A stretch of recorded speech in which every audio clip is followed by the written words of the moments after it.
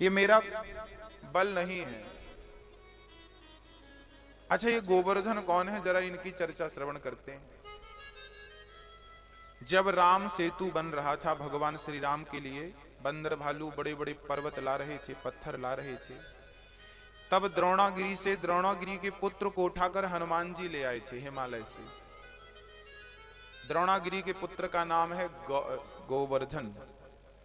गोवर्धन से हनुमान जी ने कहा कि चलो तुम्हें राम की सेवा में लगाते हैं। गोवर्धन बोला चलो, राम की सेवा के योग्य हम हैं, ये तो हमारी खुशनसीबी है। हनुमान जी गोवर्धन को लेकर के हिमालय से चल पड़े। तभी भगवान राम ने सारे बंदर भालुओं का संदेशा पहुंचाया कि भाई जो पत्थर जहां लिया है जिसने, वहीं रख दो, क्योंकि अब हमारा काम कार्यक्रम पूरा हो गया, पुल निर्माण पूर्ण हो चुका है। हनुमान जी को भी सूचना मिली,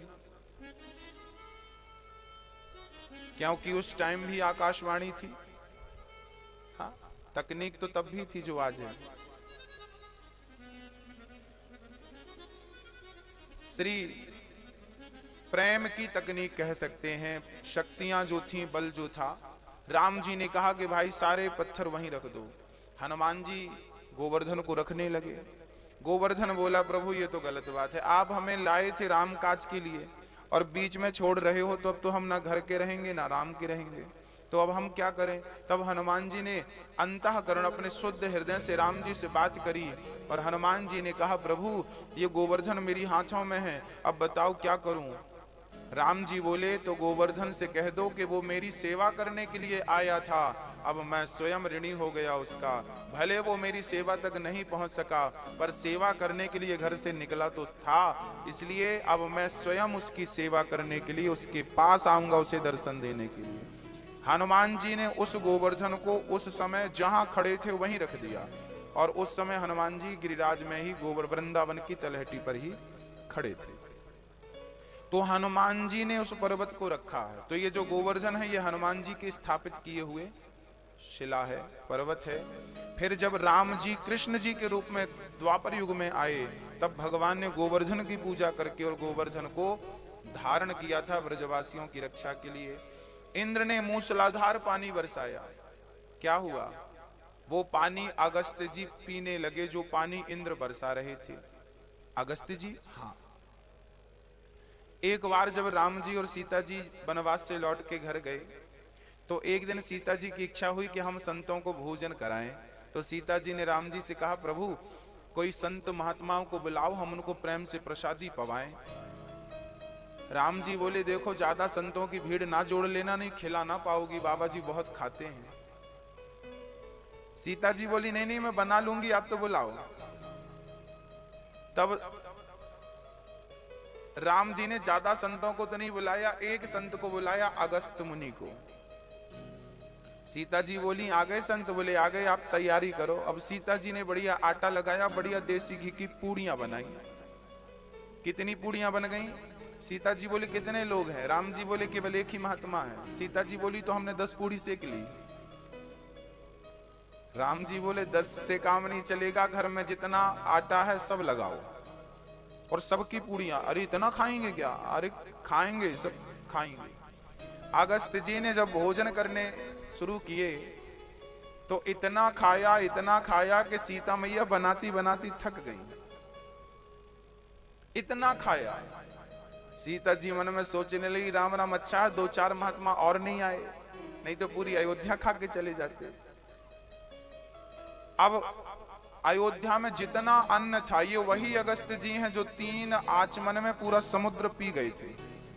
अब जो पूरा समुद्र पीने की सामर्थ्यता रखता है, वो खाने बैठेगा तो कितना खाएगा। अगस्त जी इतना खाए कि सीता जी थक गईं। तब फिर राम जी ने उनके लास्ट पूड़ी परोसी और उस पूड़ी के ऊपर तुलसी का पत्ता डाल दिया। और जब अगस्त जी ने वो तुलसी का पत्ता खाया, उन्हें डकार आ गई। अब भोजन तो हो गया त्रेता युग में। अब अगस्त जी बोले पानी लाओ। अब राम जी बोले इतना पानी कहां से लाएंगे, इतना खाए हो, अभी तो पानी तो गिलास 2 गिलास तो पियोगे नहीं। तब फिर राम जी ने कहा था कि इस जन्म में भोजन कराया है, द्वापर युग में कृष्ण बन करके जब इंद्र पानी बरसाएंगे तो सारा पानी आप आकर पी लेना, भोजन अभी पानी तभी। तो तब का भोजन और अब का पानी। तो इंद्र ने जो पानी बरसाया पूरा जल अगस्त जी ने पिया था और सुदर्शन ने उस जल को सुखाया था जमीन को, इसलिए इतना पानी बरसाया, मूसलाधार पानी बरसा, पता नहीं पानी कहां चला गया। जब इंद्र ने देखा कि ब्रज का तो कुछ भी नहीं बिगड़ा, इंद्र ने बादलों से कहा और पानी बरसाओ और पानी बरसाओ। बादलों ने कहा सारा स्टॉक खत्म, अब क्या बरसाएं, कुछ नहीं बचा। अब इंद्र घबराए, समझ गए कि हमने जिन्हें साधारण समझ रखा, अच्छा इंद्र को भी ना डाउट हो गया कि ये भगवान कैसे। भगवान कृष्ण ने गोवर्धन की पूजा, वो इंद्र की पूजा बंद करा दी थी। हाँ, अब खलबली तो मचेगी। क्या है, हर साल इंद्र की पूजा होती थी साल में एक बार, और भगवान ने वो पूजा बंद करा दी। तो काम गड़बड़, इंद्र ने पानी बरसाना शुरू कर दिया।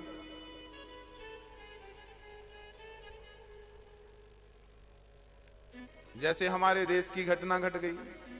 हमारे देश के नेता बहुत खाते थे पहले, मोदी जी ने सबका खाना पीना बंद किया तो सब गठबंधन करने लगे। ऐसा ही इंद्र ने भी जब देखा कि हमारा काम चल नहीं रहा है तो उन्होंने भी पानी बरसाना शुरू कर दिया कि अब कृष्ण की सरकार गिराएंगे। हुआ यही कि इंद्र को पता चला ये तो साक्षात परमात्मा पर ब्रह्म ईश्वर हैं, हम इनके क्या परीक्षा लें, क्या पानी में डुबाएं। चरणों में आकर गिर पड़े। भगवान ने इंद्र को क्षमा किया कि आपके कारण हमने बहुत सारे संतों का, भक्तों का दर्शन कर लिया है। इंद्र को क्षमा कर दिया। जो गलत परंपराएं हैं, देखो इंद्र की पूजा बंद करा दी भगवान ने और गोवर्धन की पूजा स्टार्ट करा दी। जो परंपराएं हमने गलत पाल रखी हैं उनको खत्म कर देना चाहिए। जैसे कुछ लोग कहते हैं हमारे कुल में तो बकरा चढ़ता है देवी को, हमारे कुल में तो बकरा चढ़ता है देवता को। कोई देवी और कोई देवता बकरा नहीं चाहता। आप लोग भगवान को बदनाम कर रहे हैं, देवताओं को बदनाम कर रहे हैं। कहां लिखा है, हमें लिखा बता दो। कोई ग्रंथ नहीं कहता कि तुम देवी देवताओं को बकरा चढ़ाओ। केवल अपना पेट भरने के लिए, अपना स्वाद बनाने के लिए आप लोग देवताओं को और देवियों को बर्बाद करते हो, बदनाम करते हो। जो गलत परंपराएं हैं उनका खंडन करना चाहिए जरूर। अब देखो हुआ क्या था, ये बकरे चढ़ाने की परंपरा किसने स्टार्ट करी? कुछ बूढ़े लोग थे, वृद्ध लोग, उनके यहां पर मांस खाने की परंपरा बंद हो गई। भाई अब मांस नहीं खाएंगे, अब हम जागरूक हो गए, अब हम दाल चावल सब्जी रोटी खाएंगे। पर कुछ लोगों की तो लत लग गई थी मांस खाने की। तो उन्होंने कहा कि एक काम करो, कोई शुभ विवाह घर में हो, कोई अच्छा काम घर पे हो तो जरूर बकरा चढ़ाओ। तो उन्होंने बकरा चढ़ाने की दबाव बनाया और लो फिर शादी विवाह में लोगों के घर बकरा चढ़ने लगा। ऐसे लोगों का पेट भरने लगा जो उनके आदी थे। और आप लोग कहने लगे ये तो हमारी परंपरा है, आप लोगों के यहां तो नहीं चढ़ता बकरा। मैया जी, ओ मैया, जिनके यहां चढ़ता है ये गलत परंपराएं बंद करो। गोवर्धन की पूजा बंद करा के भगवान ने श्री कृष्ण की गोवर्धन की पूजा कराई। बोलिए गिरिराज धरण की जय जय श्री राधे श्याम। मैया जी बैठती जाओ कथा पे, प्रेम से मत आने देना किसी को आगे। भैया जी यहां भी बंद कर दो, यहां भी बंद कर दो। बोलिए भक्त वत्सल भगवान की जय हो। भक्तों, भगवान ने गोवर्धन को धारण कर लिया। 7 वर्ष के कन्हैया ने 7 कोस के गोवर्धन को उठाया। पूछा गया कैसे उठा प्रभु गोवर्धन?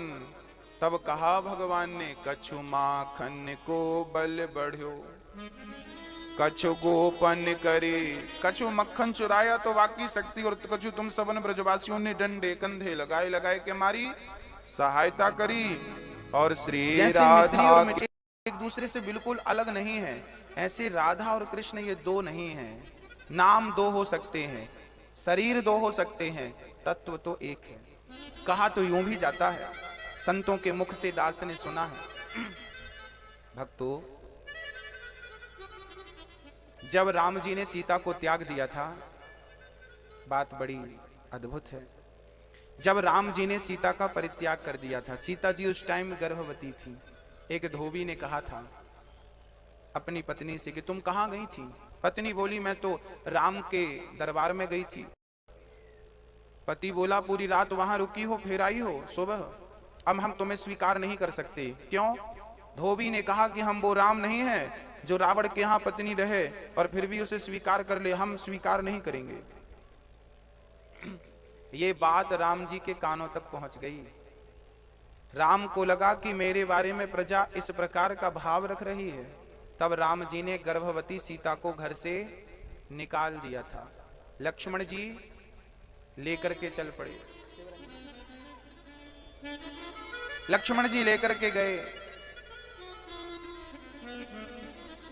जब राम जी ने सीता को त्यागा था ना, उसके बाद राम जी ने एक यज्ञ किया था, राजसूय यज्ञ। उस यज्ञ में सोने की सीता बनाई थी और सोने की सीता बना करके उसे राम जी ने अपने बाजू पर बिठाया था, क्योंकि यज्ञ में पति और पत्नी दोनों की जरूरत होती है। एक को यज्ञ में नहीं बैठना चाहिए। यदि पति पत्नी दोनों हैं तो सत्यनारायण भगवान की कथा आप सुन रहे हैं, भागवत की कथा सुन रहे हैं, गुरु मंत्र ले रहे हैं, पति पत्नी दोनों हैं तो दोनों को साथ में लेना चाहिए, कथा सुनना चाहिए, भागवत सुनना चाहिए, जोड़े से साथ में बैठकर सुनना चाहिए। सीता जी थी नहीं तो किसे बिठाएं? तो सोने की सीता बनाई और श्री वशिष्ठ जी ने उस सीता की प्रतिष्ठा की। और जब यज्ञ पूरा हो गया तो राम जी उस सीता को विसर्जन करने के लिए, विसर्जित करने के लिए जाने लगे। तब जानते हो सोने की सीता से आवाज आई, राम जी अपनी असली सीता को तो आपने अपने से दूर कर दिया है, कम से कम सीता के इस रूप को तो अपने पास में रख लो, इस स्वरूप को तो अपने पास रख लो। सीता की वही परछाई, सीता का वही स्वरूप इस जन्म में राधा के रूप में प्रकट हुआ। वही सीता जो राम से दूर थी, लव कुश को जंगल में ही जन्म दिया, वही सीता आज राधा के रूप में प्रकट हो गई।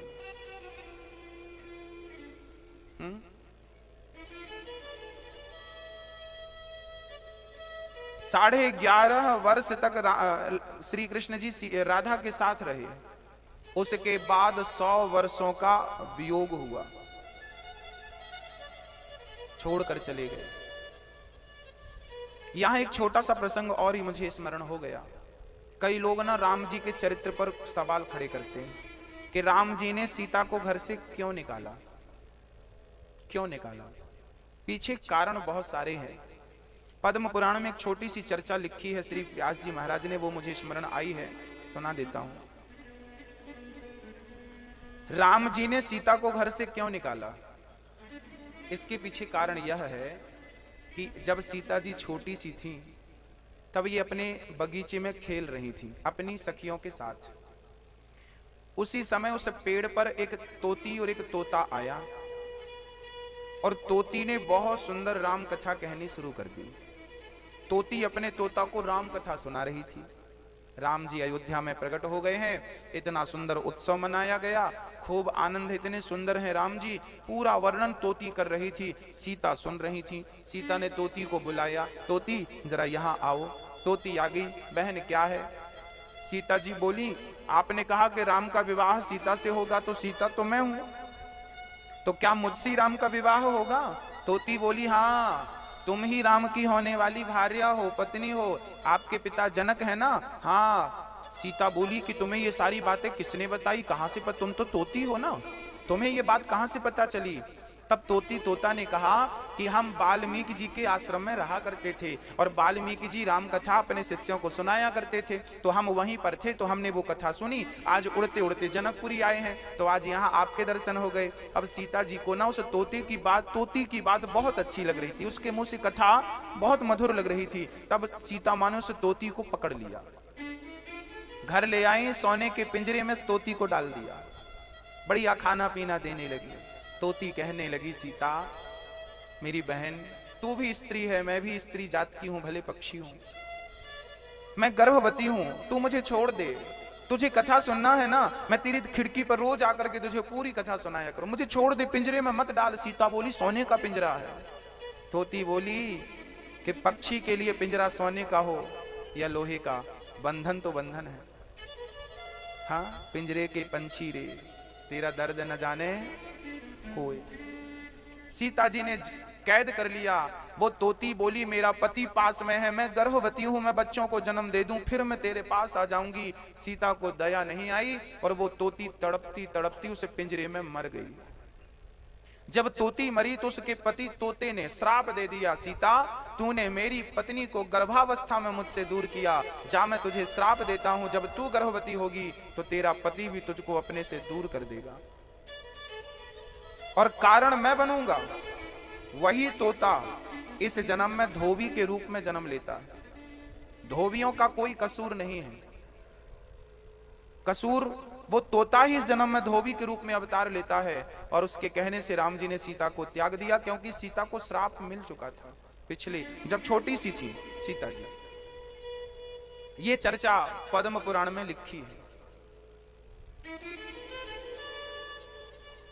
भक्तों,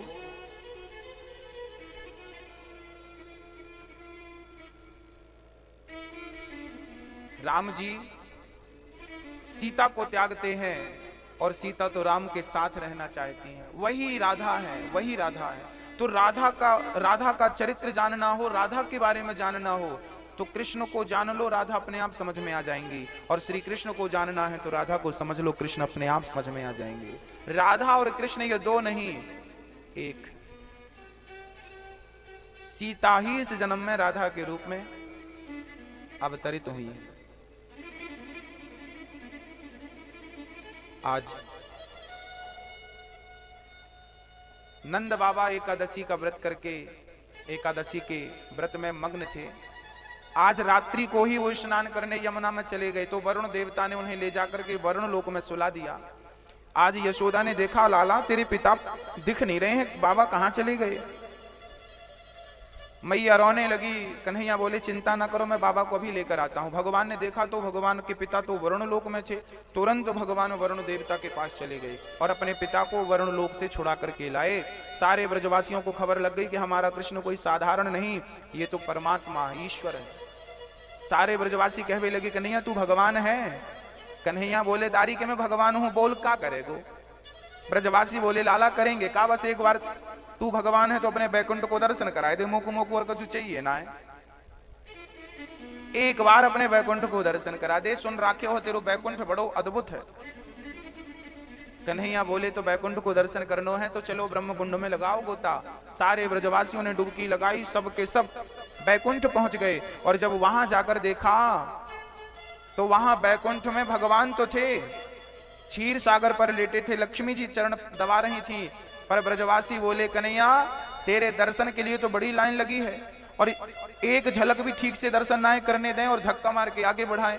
कन्हैया तेरे बैकुंठ में भी तेरो दर्शन सुलभ नहीं है, इससे अच्छा दर्शन तो वृंदावन में है। हम तेरे साथ कबड्डी खेलें, तेरे साथ खेलें, तेरे साथ खाएं, एक पल की जुदाई बर्दाश्त ना हो। अब तेरे ब्रंजा तेरे बैकुंठ से अच्छो तुम्हारो वृंदावन है। कर जोरे ब्रह्मा खड़े, सुनहु नंद के लाल, देहु ब्रह्म पद और को हमहु करो ब्रजग्वाल। ब्रजवासी बनने को तो ब्रह्मा भी तरसते हैं, इसलिए वृंदावन की महिमा सबसे निराली है। भक्तों क्या कहें आपसे, वृंदावन की महिमा प्यारे, कोई ना जाने, प्रेम नगरिया मनमोहन की प्रेमी पहचाने। कोई नहीं जानता जो राधा नाम न हो तो, रस राज विचारो रो तो। जो राधा नाम न हो तो, रस राज विचारो रो तो। ना हो तो कृष्ण अवतार, जपे जा राधे राधे।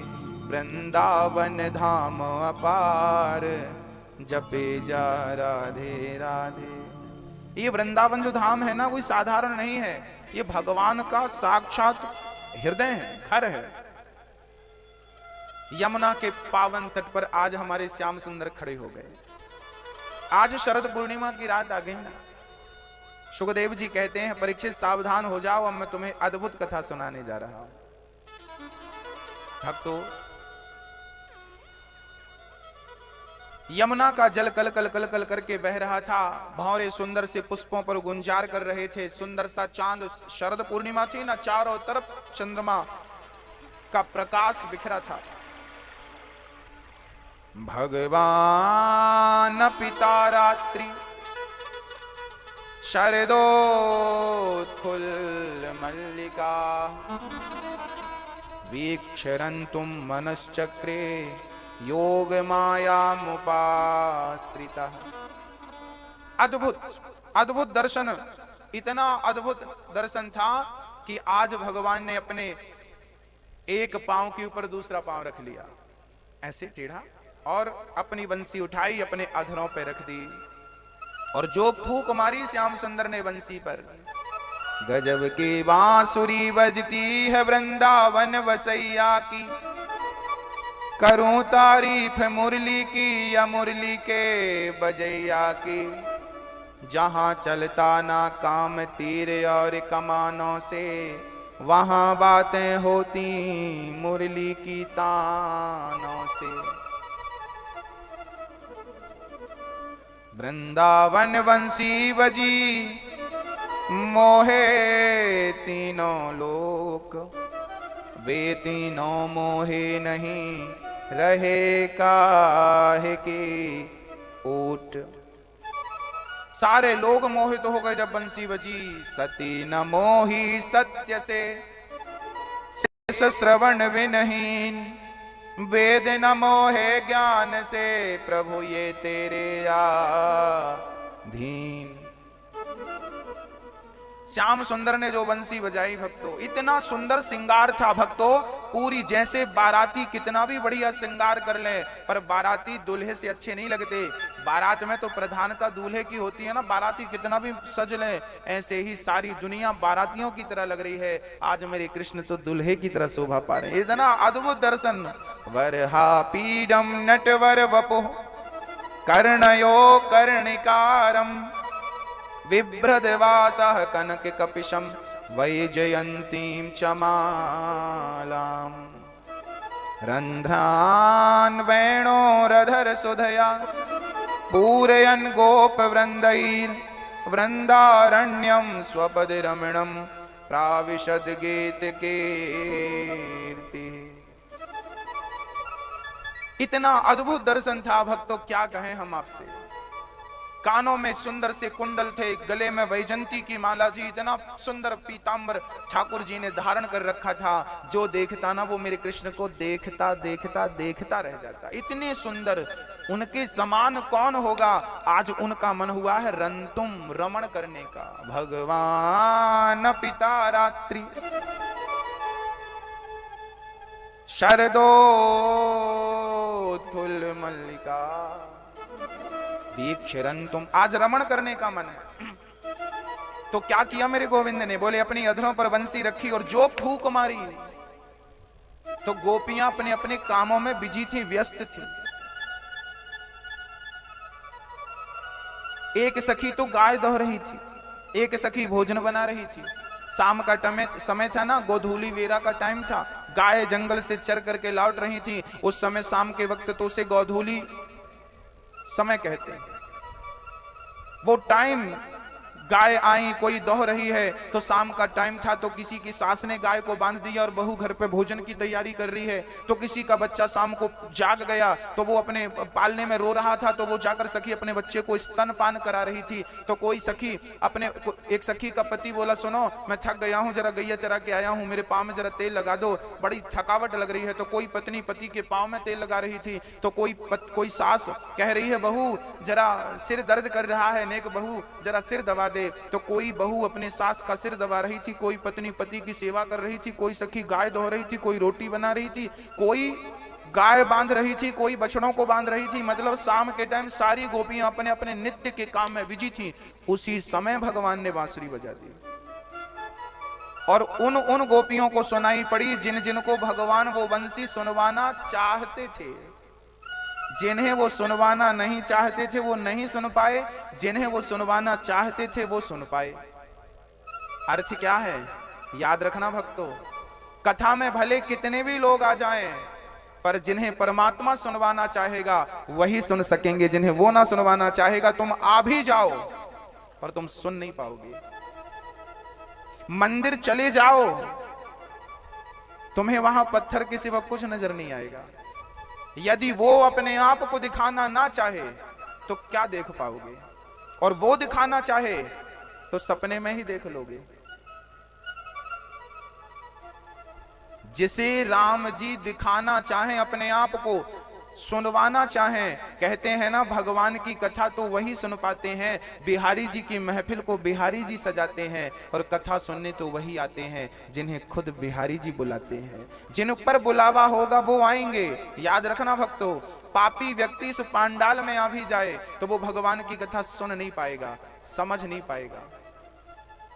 जिन पर कृपा गोविंद ना करें वो क्या सुन पाएगा। गोपियों में लाखों गोपियां थी, पर बंसी भगवान ने उन्हीं को सुनवाई जिनको वो सुनवाना। अच्छा एक बात और है, जो योग्य गोपियां थी, जो कृष्ण के प्रेम में डूब चुकी थी, जिनका प्रेम इतना अधिक था कि उनके अंतःकरण में कृष्ण के सिवा कुछ नहीं था, ऐसी गोपियों को वो बंसी सुनाई पड़ी। जो काबिल थे, जो योग्य गोपियां थी, जिनके हृदय में कृष्ण के प्रति अधिक प्रेम था, उन गोपियों को कृष्ण ने बंसी सुनवाई। और सुनवाई नहीं, बंसी की तान पर निशम्य गीतम तदनंग वर्धनम ब्रज स्त्रियः कृष्ण गृहीत मानसा। आज भगवान ने गोपियों को बुलाया, ललिता, विशाखा, आओ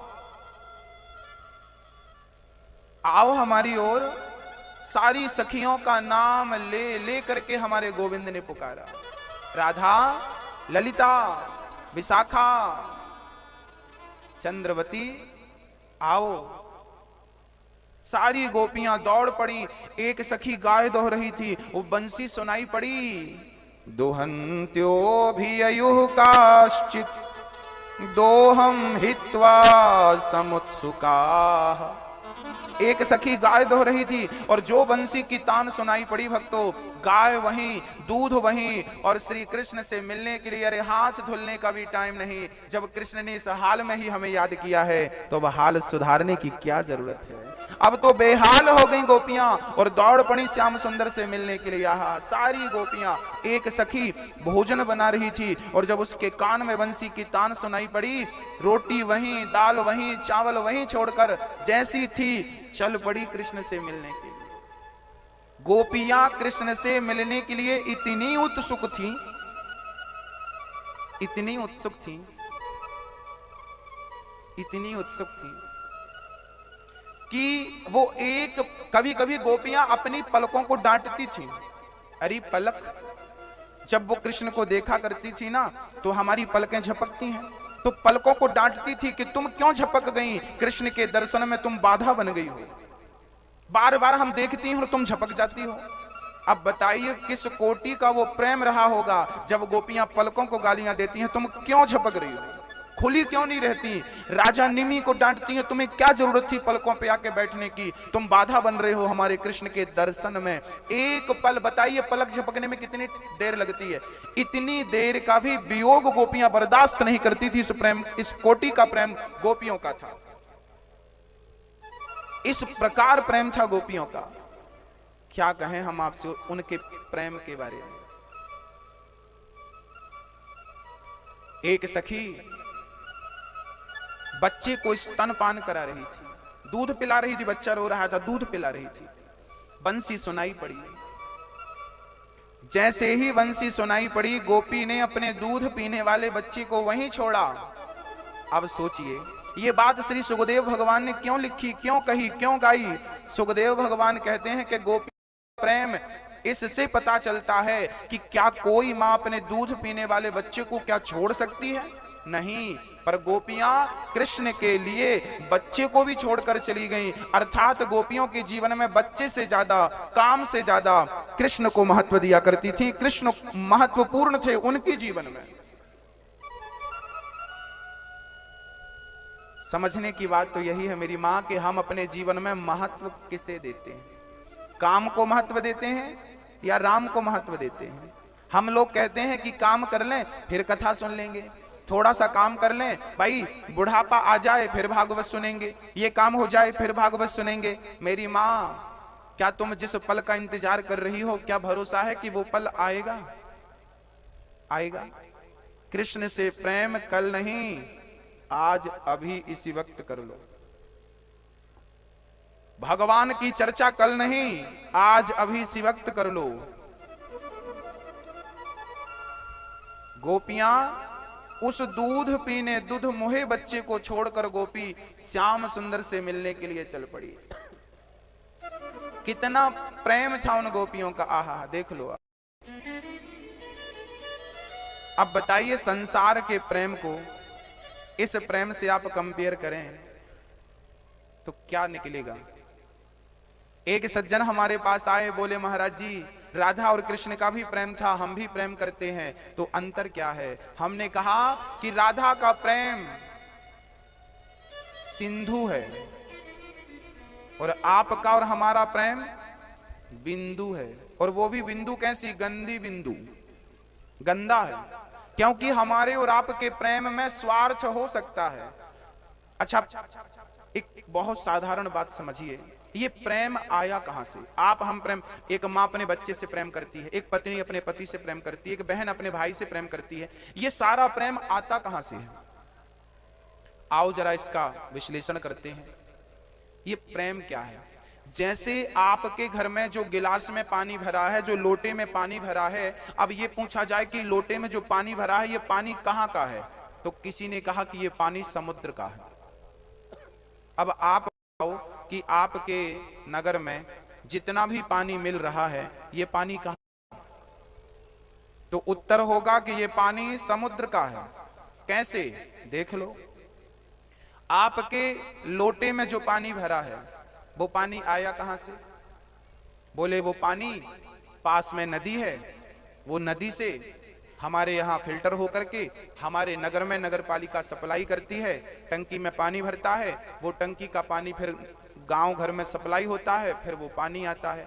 तो वो पानी जो लोटे में है उसके पहले वो एक नदी में था, पहले तो टंकी में था, टंकी के पहले वो नदी में था। यदि नदी में नहीं था, बोरवेल का पानी है तो जमीन के भीतर था।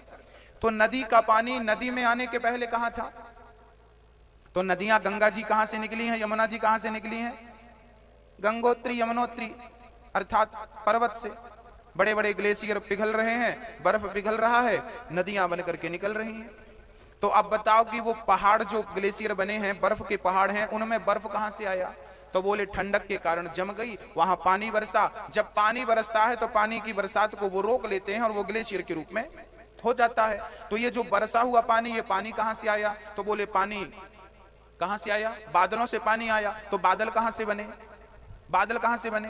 तो उत्तर मिला कि बादल बने समुद्र से। जब गर्मी होती है तो पानी वाष्पीकरण होता है, भाप, विज्ञान भी इस चीज को स्वीकार करता, पानी भाप बनता है। और याद रखना, वही भाप का पानी बादल के रूप में होता है, और बादल पानी बरसते हैं तो वो जमीन के अंदर भी पानी जाता है, नदी में भी जाता है। मतलब हम जो पानी पीते हैं वो इनडायरेक्ट पानी समुद्र का है। जैसे हमारे गिलास में, घर में पानी जो यूज है, बॉटल में पानी है, वो ये न केन प्रकार से देखा जाए तो वो जल समुद्र का है। ऐसे चींटी प्रेम करे, पक्षी प्रेम करे, स्त्री प्रेम करे, माँ प्रेम करे, कोई भी प्रेम करे, ये प्रेम तो राधा रानी के समुद्र से प्रकट हुआ है। ये राधा रानी प्रेम की सिंधु है, और उसी प्रेम के सागर से ये प्रेम सप्लाई सब तक हुआ है। सब प्रेम जो करते हैं उसी पावर से प्रेम करते हैं। राधा रानी ही इस प्रेम की सिंधु कही गई है। और हम लोग जो प्रेम करते हैं एक दूसरे से, ये प्रेम क्या है? एक सज्जन बोले राधा कृष्ण प्रेम करते थे, हम भी प्रेम कर रहे हैं। हमने कहा भाई, आपका प्रेम और राधा रानी का प्रेम बहुत अलग है। आपके प्रेम में स्वार्थ बहुत होते हैं। आप किसी लड़की से प्रेम करें, किसी लड़के से प्रेम करें, या तो माँ से प्रेम करें, या तो पुत्र से प्रेम करें, या तो पत्नी से प्रेम करें, या तो पति से, हम कोई भी किसी से प्रेम करें, हमारे हर प्रेम में एक स्वार्थ होता है। माँ और बेटे के बीच में जो प्रेम है उसमें भी एक स्वार्थ छिपा है कि बेटा बड़ा होकर के मुझे गिलास भर पानी पिलाएगा, ये माँ का स्वार्थ होता है। ये पिता का स्वार्थ होता है कि मुझे रोटी खिलाएगा, मुझे पानी पिलाएगा। कोई भी प्रेम स्वार्थ के बिना संभव नहीं है। लेकिन धन्य है वो प्रेम जिसे सिंधु कहा गया है। राधा रानी 100 साल तक कृष्ण से दूर रही। अब बताओ, आप जिससे प्रेम करते हैं और वो आपसे दूर हो जाए तो साल भर, 2 साल, 3 साल उसका वियोग बर्दाश्त होगा। चौथे साल सोचेंगे कोई बात नहीं, अब दूसरी शादी कर लेते हैं, दूसरा घर बसा लेते हैं, ये सब कर लेते हैं। लेकिन राधा रानी 100 वर्ष तक कृष्ण के लिए रोती रही। उद्धव जी समझाने आए, रोया ना करो, वो भगवान है, पर ब्रह्म है, परमात्मा है, उनके लिए क्या रोना। तब राधा रानी बोली, उद्धव क्या बताएं हम तुम्हें, जो बड़े बड़े ज्ञानियों को ध्यान धारणा समाधि में आनंद मिलता होगा, यज्ञ तप और जप करने में आनंद मिलता होगा, वही आनंद हमें कृष्ण के लिए आंसू बहाने में मिलता है। हम जब कृष्ण के लिए रोती हैं ना तो हमें उसमें बड़ा आनंद मिलता है, और वो आनंद की बात है उद्धव आप क्या जानो। ऐ उद्धव हमें ज्ञान की पोथी न सुनाना, हम प्रेम दीवानी हैं, वो प्रेम दीवाना। राधा जी का प्रेम सिंधु है और हम लोगों का प्रेम बिंदु है, और वो भी गंदी बिंदु, गंदा है। गोपी सारा काम छोड़ कर श्री कृष्ण से मिलने के लिए आई। भगवान ने स्वागत किया, स्वागतम वो महाभागा प्रियम किम करवाणि वह ब्रजस्यानामयं कश्चित् ब्रूतागमन कारणम। भगवान पितारात्रि शरदोत स्वागतम वो महाभागा। आज गोपियों का भगवान ने स्वागत किया। देवियों आओ, आधी रात को आई हो यहाँ पर, क्या हुआ? घर में झगड़ा तो नहीं हुआ? पति से झगड़ा करके तो नहीं आई? गोपी नहीं, अभी अभी आपने बंसी बजाकर हमें बुलाया है, आपने बुलाया हम चली आई। कन्हैया बोले आ गई हो, अब तुम चली जाओ यहाँ से, पतियों को छोड़कर, परिवार को छोड़कर आई हो, क्या ठीक किया तुमने? ये जंगल बड़ा खतरनाक है। अच्छा तो जंगल देखने आई हो, चांद देखने आई हो, यमुना देखने आई हो, देख लिया ना, अब जाओ। गोपियां बोली श्याम सुंदर दुनिया देखने नहीं आई, हम तो केवल आपको देखने आई। भगवान बोले तो देख लिया ना हमें, और देख लो अच्छे से, अब जाओ। गोपियां बोली अब हम जा नहीं सकती कन्हैया, संसार छोड़ दिया है तुम्हारे लिए, अब क्या तुम्हें छोड़ करके दुनिया के पास जाएं? क्या करेंगे हम जाकर? गोपियां अपने पांव के अंगूठे से पृथ्वी खोदने लगी। मानो को गोपियां कहती हैं कि कन्हैया अब हम जाएंगे नहीं, हम भले मर जाएंगे गड्ढे में कूद कर। कन्हैया बोली ये क्या कर रही हो? बोले पांव के अंगूठे से गड्ढा खोद रही हैं। बोले क्या करोगी गड्ढे में? बोले गड्ढे में कूद के मर जाएंगे। तो भगवान बोलिए पांव से कब तक खोदेगा, फावड़ा ले आओ। वो तगाड़ी ले आओ, जल्दी बड़ा सा गड्ढा खोद लो। गोपियां बोली मरना तो चाहती हैं पर जल्दी से नहीं, तुम्हें देखते देखते मरेंगे, जितनी देर नहीं मरेंगी उतनी देर तुम्हें देखने का सौभाग्य प्राप्त होगा, दर्शन करने का सौभाग्य मिलेगा, इसलिए जरा देर से मरना चाहती हैं, जल्दी से मरना भी हम नहीं चाहती। रोने लगी गोपियां। भगवान ने गोपियों को उपदेश कर दिया, देवियों एक ही धर्म एक व्रत नेमा, काय वचन मम पति पद प्रेमा। पति कैसा भी हो, नारी को कभी अपने पति का त्याग नहीं करना चाहिए। पति कैसा भी हो, अंधा हो, लंगड़ा हो, बहिरा हो, कैसा भी पति हो, नारी के लिए उसका पति भगवान होता। पद्म पुराण में तो एक सुंदर सी चर्चा मिल गई। एक स्त्री थी, देखना मेरी मां, बड़े बड़े साधु संत यज्ञ तप जप करके जो शक्ति प्राप्त करते हैं ना, वो शक्ति तो स्त्री पतिव्रता यदि हो जाए तो वो अपने आप सहज में प्राप्त कर लेती है। एक नारी उस दिन शक्तिशाली हो जाती है जिस दिन वो पतिव्रता हो जाती है। जानती हो मैया, पतिव्रता स्त्री किसे कहते हैं? जिस स्त्री ने स्वप्न में भी दूसरे पुरुष का चिंतन ना किया हो, उस स्त्री का नाम पतिव्रता स्त्री है। जो अपने पति की हर आज्ञा का पालन करे और जो अपने पति को पति ना भगवान समझे, वो पतिव्रता नारी है। यदि ये लक्षण आप में है तो आप भी पतिव्रता हो, और नहीं है तो बन जाओ। पद्म पुराण में एक छोटी सी अब आप लोग मन में सोच रही होंगी मैया जी कि महाराज जी हम तो बड़ी अच्छी हैं पर हमारा पति बड़ा दुष्ट है, शराब पी के आता है और बहुत तंग करता है, बहुत परेशान करता है। अब दुष्ट पति को भला हम भगवान कैसे कहें? आप कह रहे हो भगवान कहो, ये तो राक्षस लायक नहीं है, आप भगवान कह रहे हो। इसके लिए हम आपको एक चरित्र सुनाते हैं, पद्म पुराण का चरित्र है ये, अद्भुत कथा। क्या हुआ, एक दिन एक स्त्री थी, बहुत बड़ी पतिव्रता थी। उसने अपने पति की बहुत सेवा की, बहुत प्रेम करती थी वो अपने पति से। अचानक उसके पति को कोढ़ का रोग हो गया। पूरा शरीर की ये जो चमड़ी थी ये गल गल करके जमीन में गिरने लगी, पूरे शरीर से मावाद निकलती, पूरा शरीर दुर्गंध देता, शरीर से बदबू आती। फिर भी पत्नी ने अपने पति से घृणा नहीं करी। पति का पूरा शरीर चमड़ी गलगल के गिरने लगी, पूरा शरीर बदबू देता था, बिस्तर पे ही मलमूत्र करता था, पर पत्नी धन्य थी कि अपने पति को नहलाती, वस्त्र पहनाती, पहुंचती शरीर को और दवाई का लेप कर करके और प्रेम से बिठाल देती, अपने हाथों से भोजन कराती। उसके हृदय में कोई घृणा नहीं थी, वो जैसा प्रेम पहले करती थी वैसा प्रेम अब कर रही है और बहुत सेवा करती है। एक दिन क्या हुआ, उसका पति थोड़ा बीमारी से अब ठीक होने लगा। उसने दवाइयां लगाई तो ठीक हो रहा था, अब स्वस्थ हो गया, चलने फिरने लगा।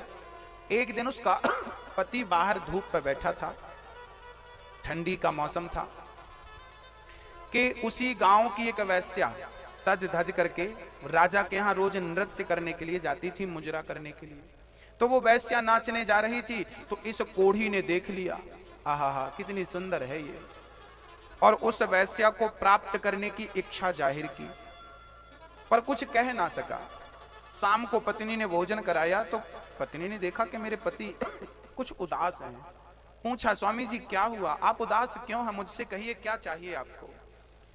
पति ने कह दिया कि ये जो वैश्या है ना, ये मुझे बहुत अच्छी लगी, आज यहां से निकली तो मैं तो इस पर लट्टू हो गया और मैं इसे प्राप्त करना चाहता हूं, बस मेरी यही इच्छा है।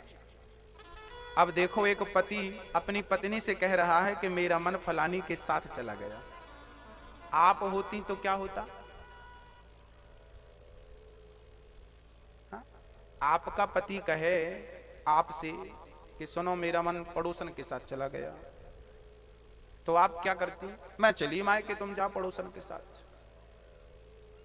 झगड़ा होता।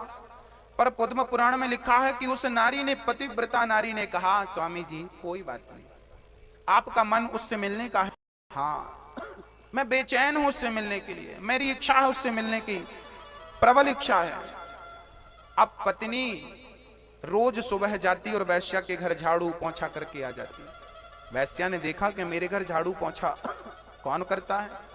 आज खड़ी हो गई वैश्या, और जब पतिव्रता आई तो पकड़ लिया, अरे बहन आप तो पतिव्रता हो, मुझ अभागिन पापनी के घर झाड़ू पोंछा क्यों करती हो? मुझ पापनी को और पाप में क्यों डालना चाहती हो? तभी सती ने कहा, देवी मेरे पति का मन आप में लग गया, एक बार मेरे पति आपसे मिलना चाहते हैं, क्या आप मेरे पति से मिलोगी? वैश्या बोली कि मैं जानती हूं आपके पति को रोग है, पर आप कह रही हो तो मैं जरूर मिलूंगी। आज शाम को अपने पति को मेरे घर भेज देना, मैं उनसे मिल लूंगी। चल पड़ी पतिव्रता नारी घर, अपने पति से कहती है आज शाम को आप चले जाना। पति बड़ा खुश हुआ और बढ़िया से वस्त्र पहन करके शाम को टिपटॉप बन करके खड़ा हुआ जाने के लिए। तभी वो घर से बाहर निकला, तभी वो पत्थर उसका पांव से टकराया, गिर पड़ा, उसके पांव में मौच आ गई। अब पांव में मौच आई तो चल कैसे पाए, रोने लगा, बोले आज बुलाया था और मैं आज पहुंच नहीं पाया, रोने लगा। अब पत्नी बोली कि रोइए मत। बोले अब कैसे जाऊं? पत्नी बोली मैं लेकर चलती हूं। कैसे लेकर जाओगी, मेरे पांव में तो मौच है? कोई बात नहीं, मैं अपने कंधे पे बिठाऊंगी। पद्म पुराण में लिखा है कि वो पत्नी झुक गई, अपने पति को अपने कंधे पे बिठा, खड़ी होकर के चलने लगी। पर वो गांव के अंदर से नहीं गई, उसे लगा गांव के अंदर से जाऊंगी हजार प्रश्न करेंगे लोग कि कहां जा रही हो पति को कंधे पे बिठाकर। तो जंगल के मार्ग से वो चल पड़ी। जरा दर्शन करिए, एक पत्नी अपने पति को कंधे पे बिठाई है और कहां ले जा रही है? वैश्या के घर। जंगल के रास्ते से ले गई। उस जंगल में एक घटना घट गई भक्तों। क्या घटना? बोले गांव में कुछ लोगों ने, चोरों ने राजा के घर चोरी करी और चोरी का पूरा धन ले जाकर जंगल में एक मांडव ऋषि थे, उनकी कुटिया पे जाकर के वो सारा धन छिपा दिया। राजा के सिपाही आए और बाबा की कुटिया पे धन पाया तो सिपाहियों को लगा ये बाबा चोर है, बचने के लिए समाधि लगाया। तो चोरों ने वहां पर एक लोहे का सूल गाड़ दिया और बाबा जी को उस सूल पर लटका दिया। सूल पर लटके थे बाबा जी, पर समाधि असली थी, बाबा असली थे, तो वो मरे नहीं, लटके रहे। तभी ये पत्नी अपने पति को लेकर चल पड़ी। रात का टाइम था, कुछ दिखाई पड़ा नहीं, तो इसके पति का सिर संत जी के पांव से टकरा गया और संत जी की समाधि खुल गई। संत जी ने हाथ में जल लेकर श्राप दे दिया, जिसने मेरी तपस्या भंग की है वो सूर्य उदय होते ही मर जाएगा। अब तो कोढ़ी लगा रोने, मैं तो गया, मैं तो गया, मैं तो मर गया। पत्नी ने उतार कर नीचे रखा, पति रो रहा था, पत्नी ने चुप कराया, मत रोइए। बोले मैं सुबह मर जाऊंगा, संत ने श्राप दे दिया। तब जानते हो उस पत्नी ने क्या कहा? उस पत्नी ने कहा, हे सूर्य भगवान, यदि मैंने सच्चे मन से अपने पति की सेवा की हो, पति की हर इच्छा को पूरी किया हो और स्वप्न में भी दूसरे पुरुष का चिंतन ना किया हो, तो जब तक मैं ना कहूं सूर्य भगवान आप प्रकट मत होना, उदय ना होना।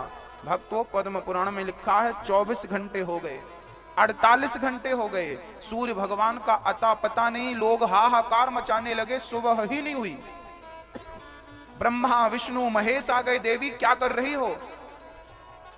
प्रकृति के नियम को बदल रही हो? मैं कुछ नहीं जानती, मैं अपने पति को मरा हुआ नहीं देखना चाहती। लो भैया, एक पत्नी के सामने ब्रह्मा विष्णु महेश हाथ जोड़कर खड़े हो गए कि नहीं?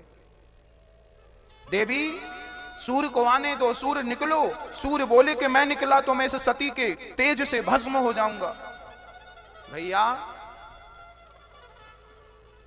चर्चा आती है कि बाद में अनुसुईया माता आई और अनुसुईया जी ने कहा, बेटी तू आने दे सूर्य को, मैं तेरे पति को जीवित करूंगी।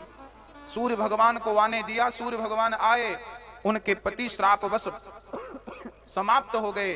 तभी अनुसुईया ने हाथ में जल लेकर कहा, हे प्रभु, मैंने अपने पति के सिवा किसी पुरुष को ना देखा हो और मैं सच्ची पतिव्रता हूं, तो इसका मरा हुआ पति जीवित हो जाए। कहना था कि वो कोढ़ी एकदम स्वस्थ और सुंदर होकर खड़ा हो गया। सुंदर विमान आया, दोनों विमान पर बैठ के शरीर सहित भगवान के परम धाम को पहुंच गए।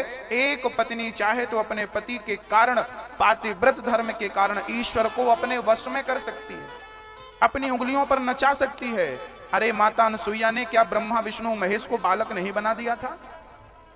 क्या ये कथा आप लोगों से छिपी है? क्या सती सिलोचना ने क्या मरे हुए पति मेघनाथ के सिर को क्या हंसाया नहीं था? क्या ये बात आपसे छिपी है? क्या यमराज के मुंह से अपने पति को वापस नहीं लाया था? सती सावित्री मर गया था पति, मरे हुए पति को यमराज के पास जाकर सती सावित्री ने जीवित किया था। ये चर्चाएं आपने बचपन में सुनी होंगी। मेरी मां पत्नी पतिव्रता हो तो कुछ भी संभव है। इसलिए आप ये ना कहें कि मेरा पति दुष्ट है, मेरा पति बुरा है। पति बुरा है, आप थोड़ी बुरी हो। बुरी है, आप थोड़ी बुरे हो। सामने वाला कैसा है कोई फर्क नहीं पड़ता, हम कैसे हैं। हम अच्छे, सब अच्छे। आप अपने धर्म पर चलिए, आप अपने मार्ग पर चलते रहिए। आपका किया हुआ आपको प्राप्त होगा। अच्छा किया तो अच्छा, बुरा किया तो बुरा। आपका आपके पास ही रहेगा, वो पड़ोसी के पास नहीं जाएगा। अब महाराज जी हमारा पति तो बड़ा दुष्ट है, क्या करें हम? मेरी मां, आपका पति बुरा क्यों है, कभी इस पर भी विचार किया आपने? उसका पति तो बहुत अच्छा है, उसका बेटा तो बहुत अच्छा है, आपका बेटा बुरा है, आपका पति बुरा है, क्यों? कहते हैं हम इस जन्म में जो अच्छा और बुरा करते हैं, इसी का फल हमें अगले जन्म में मिलता है। जो हमने कल बोया था वो आज हमने काट लिया, जो आज बोए हैं वो हम आगे काटेंगे। जो पिछले जन्म में अच्छा बुरा किया था वो इस जन्म में मिल रहा है, जो इस जन्म में करोगे वो इस